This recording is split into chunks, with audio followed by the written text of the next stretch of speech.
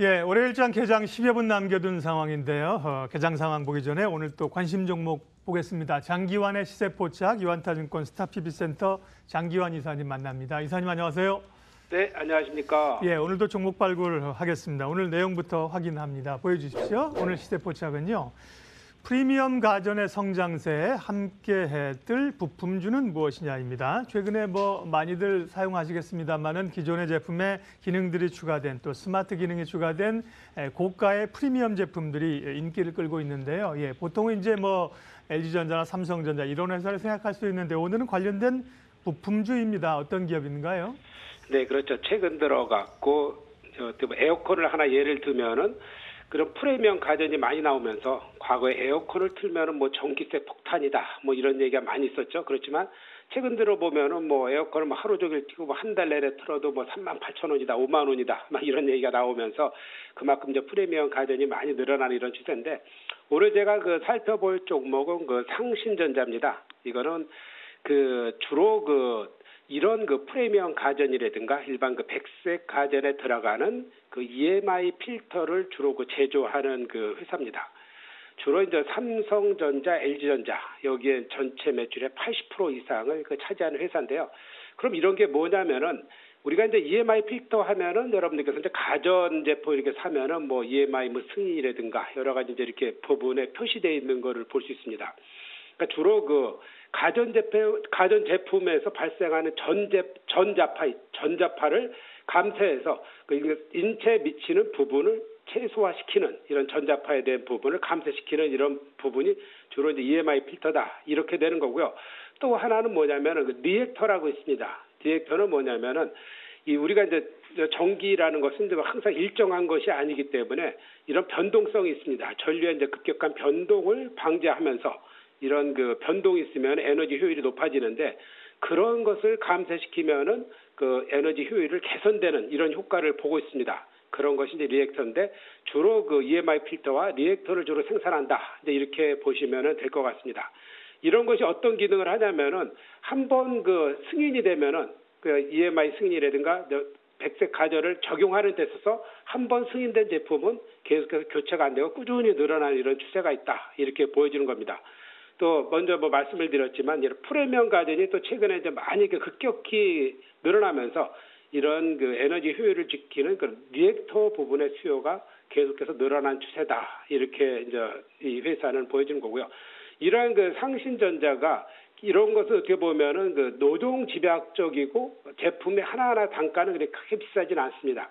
그래서 일부를 차지하는 거기 때문에 이런 원가 절감에서도 많이 중요하고 그런 의미에서 베트남 공장을 가동시켜서 이런 원가 개선을 또 하는 이런 역할을 보여주고 있습니다.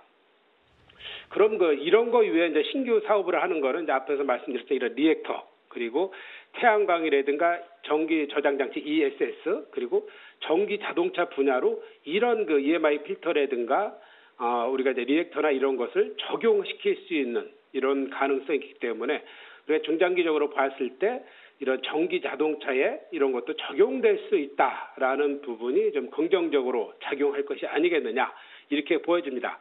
이 회사는 1분기에는 실적이 상당히 그렇게 좋지 않았지만 꾸준하게 이제 어떤 실적이나 이런 부분은 이제 유지될 수 있는 거고 하루아침에 급격히 변화되는 이런 양상을 보이는 그런 종목은 아니다. 이렇게 이제 말씀을 드리면서 지난 2017년 10월 달에 상장이 됐죠.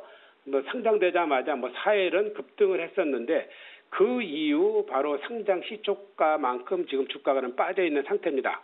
그러다 보니까 충분한 조정을 거쳤냐 이렇게 보기에는 약간은 이를 수도 있습니다. 최소한 1년 정도를 물량 조정을 거쳐야지 그동안에 보호에서 풀린 물량 그리고 시장에서 여러 가지 기관이 들어갔던 물량 여러 가지 있지 않겠습니까? 3개월, 6개월, 1년까지 이렇게 보호해서 된 물량이 있는데 대부분이 1년 정도 지나면은 대부분 해소되는 이런 양상을 보였는데 약간은 기간이 부족한 면이 있는데 6개월짜리 보유해서는 거의 다 나온 게 아니겠느냐 이렇게 이제 판단을 해봅니다. 상대적으로 자본금이 적기 때문에 그런 보호예수 물량은 크게 또 우려가 되지 않을 것이다. 이런 이제 판단을 드릴 수도 있죠. 현재 자본금이 19억 원밖에 안 되기 때문에 일단은 유동 물량은 크게 많지는 않다. 이런 어떤 19억이라든가 이런 자본금을 갖고 있는 어떻게 보면은 그 저자본금에 있는 종목들이 한번 올라가면은 또 탄력성은 또 괜찮지 않겠느냐 이렇게 보여지는 겁니다. 현재 보면은 그 미래 나노텍이 이제 주요 주주죠. 그러던데 대주주의 물량이 한 50% 정도 이상, 그리고 나머지는 뭐 보유회수라든가 일반 물량이 다 쏟아진다고 해도 다 자본금은 적다. 그리고 최근 들하고 지난 그 7월이죠. 7월 3일 그리고 어제 지난주 이런 부분에서 쌍바닥을 형성한 것이 또 바닥을 형성했다. 이렇게 저는 이제 판단을 드리면서 오늘 정도 되면서 저점은 한번 공략이 가능하지 않겠느냐 이렇게 이제 판단을 드리는 겁니다. 그렇다 그러지만 한번 바닥을 친 것이 급등하기 위해서는 항상 누누이 말씀드린 바로 하루아침에 급등하는 법은 없다. 이렇게 이제 판단을 드리면서 일정 정도 반등 그리고 조정, 상승 이런 어떤 흐름을 갖고 이제 보시면 좋을 것 같습니다. 그래서 가격 전략은 저는 그 현재가 매수를 드리겠고요.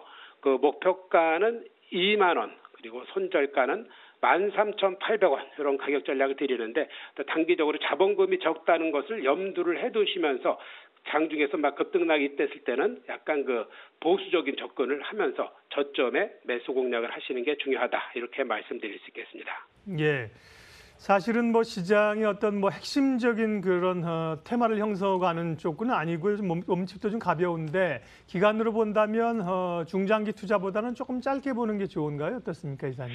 네, 일단은 네. 이 자본금이 적은 것은 한번 움직임 자체가 너무 급작스럽게 움직일 가능성이 있을 때는 약간 피하시는 게 좋을 거고요.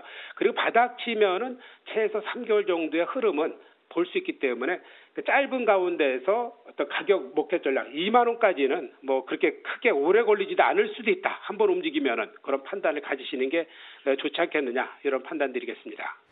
최근 프리미엄 가전제품 성장세에 따라서 함께 오를 수 있는 부품주로 상신전자 살펴봤습니다. 장기환의 시세포착 장기환 이사님 함께했습니다. 고맙습니다. 네, 감사합니다.